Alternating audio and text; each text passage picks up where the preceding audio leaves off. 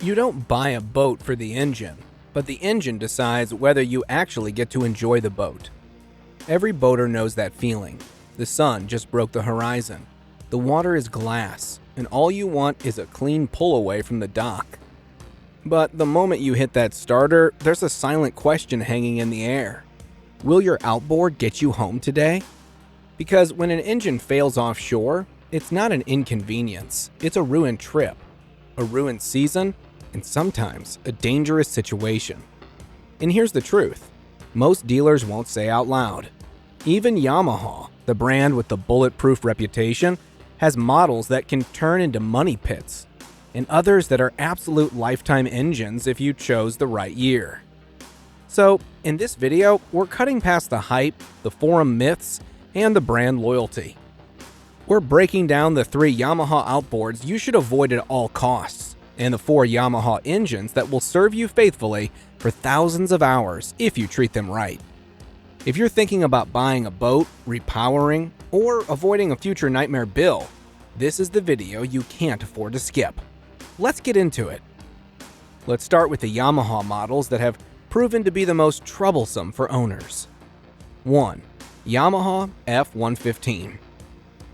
If there's a single midsize Yamaha that turns up in used boat horror stories, it's the F115, but with a big caveat. Mostly on certain production windows and with neglected maintenance. Owners commonly report head gasket failures, fuel pump faults, clogged injectors, and VST filter problems that can produce random stalls, rough running, and expensive repairs. Those failures aren't universal. Many F115s have been workhorses, but when they fail big and costly. If you're shopping a used F115, insist on compression numbers, a pressure test, and documented VST filter service. How it plays out on the water. 1 minute, you've got steady cruise. The next, you're coughing and losing power under load. The fix often involves headwork or fuel system parts, not a quick in-the-field patch. Buyer's tip: avoid early high-hour examples with patchy service history. A well-documented F115 with fresh VST filter, injectors, and a clean head gasket is still a fine engine, but unknown history equals gamble. 2. Yamaha 9.9 15 HP, early carbureted 2 and 4 strokes. Small Yamahas, the 9.9s and 15s from older production runs, are light and beloved, but they repeatedly show up on forums for carburetor issues, gummed idle jets, and difficult cold starts. They're also heavier than some rivals and sensitive to storage position, oil ingress if stored on their side, which can create nasty surprises for dinghy owners. In short, small Yamahas are generally fine if you maintain the carbs or run newer EFI versions. But buy a tired, carbed 9.9 and you'll be working in the bilge more than fishing. How it plays out on the water. Intermittent stalling at idle, rough throttle transitions, and a cranky partner rolling their eyes while you rebuild a carb on the dock. Buyer's tip: choose late model EFI small engines, or get a fresh carb rebuild kit and plan for seasonal tune-ups. 3. Yamaha Early F225 F250 V6. High horsepower Yamahas changed a lot over time. Some versions of the 250 and related V6s in the early 2010s have reported exhaust corrosion issues and other service-heavy problems. These are not blanket condemnations of all F250s, but enough reputable post and pre-purchase warnings exist that buyers of older salty water F250s should proceed cautiously. Corrosion damage to the exhaust housing or early component weaknesses can be expensive to repair, especially offshore. How it plays out on the water. The performance might remain okay until cooling exhaust passages are compromised. Then overheating or internal damage becomes a real risk. Buyer's tip: if you want a V6 in this class, prioritize freshwater history, or pick a later generation model with known corrosion fixes. Now let's meet the engines that won't leave you stranded. Yamaha's best of the best. These are the safe bets for long hours offshore, dependable repower choices, and motors that give excellent resale value when it's time to sell. 1. Yamaha F-150, post-2005 designs. The Yamaha F-150, particularly models made after 2005, is widely recognized for its durability and long service life. Independent owner reports and boating forums consistently note engines reaching 20,000 to 30,000 hours with routine maintenance, making it one of the most reliable four-strokes in its class. Its popularity isn't just anecdotal. The F-150's robust engineering, accessible service points, and balanced power-to-weight ratio make it a go-to choice for center consoles, bay boats, and freshwater cruisers alike. If your goal is consistent, decades-long reliability rather than maximum horsepower for racing, the F-150 is hard to beat. Key advantages: proven architecture, friendly service network, and historically high resale value. Maintenance tip: regular valve checks, fresh oil, and clean fuel lines, and you'll be rewarded with long life. 2. Yamaha F-150, F-175, F-200, Inline 4. Yamaha's modern inline 4 engines, the F-150, F-175, and F-200, offer a balance of power, efficiency, and weight that makes them highly versatile. Independent tests and owner reports highlight their light transom load, strong mid-range torque, and impressive fuel economy, especially compared to heavier V6 alternatives.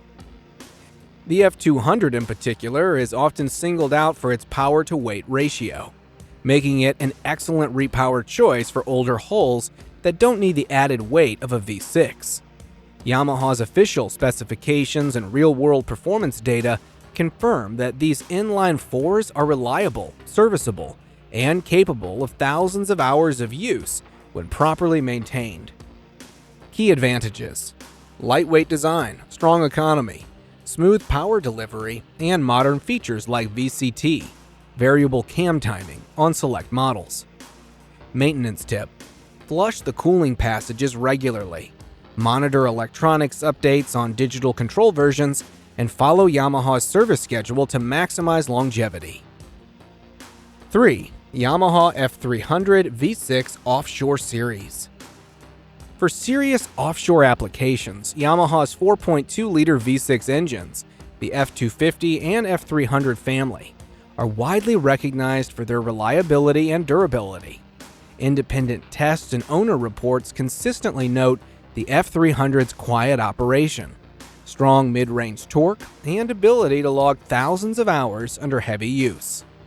These engines are a favorite among commercial operators, charter fleets, and offshore fishing crews because they are durable, serviceable, and built to withstand demanding conditions, not because they offer flashy features.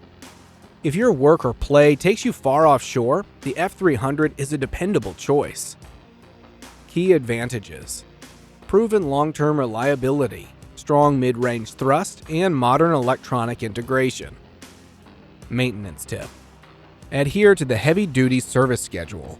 Use clean fuel and fresh oil, and regularly inspect cooling and exhaust systems to ensure long-term performance. 4. Yamaha Small Portable Series, Modern F8, F9.9. Yamaha's modern small outboards, the F8 and updated F9.9 four-strokes, are highly regarded for tenders, small fishing boats, and sailboat auxiliary power. Independent reviews and owner reports highlight reliable starting, quiet idle, low vibration, and solid construction. While not the absolute lightest engines in their class, they benefit from Yamaha's proven build quality, durable components, and widespread parts availability, making them a dependable choice for recreational and light commercial use. Key advantages: consistent starting, smooth operation, low vibration, and strong aftermarket support. Maintenance tip: if using a carbureted model, keep the carbs clean. EFI versions require less attention. Always winterize or fog the engine if it will be stored for extended periods to ensure long-term reliability. The best engines won't save you if you buy the wrong one, especially if you are buying a used one. Here's how to make sure your next Yamaha doesn't turn into a nightmare. 1. Service history beats hours every time. A well-maintained engine with 5,000 hours is often more reliable than a neglected one with 2,000. Look for documented oil changes, filter swaps, and regular inspections. 2. Check the VST and fuel system. Vapor separator issues and clogged filters are common across Yamaha models. They're easy and cheap to fix if caught early, but if ignored, they can destroy injectors and leave you stranded offshore. 3. Freshwater versus saltwater history. Salt is slow but brutal. Even a solid Yamaha can turn into a money pit if it's spent its life in saltwater without proper flushing and care. 4. Compression and a test run are non-negotiable. Never buy sight unseen. Run the engine under load and take compression readings, especially on multi-cylinder models, to uncover hidden problems. 5. Check service bulletins and recalls. Yamaha regularly issues updates and fixes for known issues. Make sure the engine you're buying has been updated. It could save you thousands down the road. Follow these 5 rules and you'll dramatically reduce the risk of buying a lemon. Ignore them and even a Yamaha can turn into a nightmare.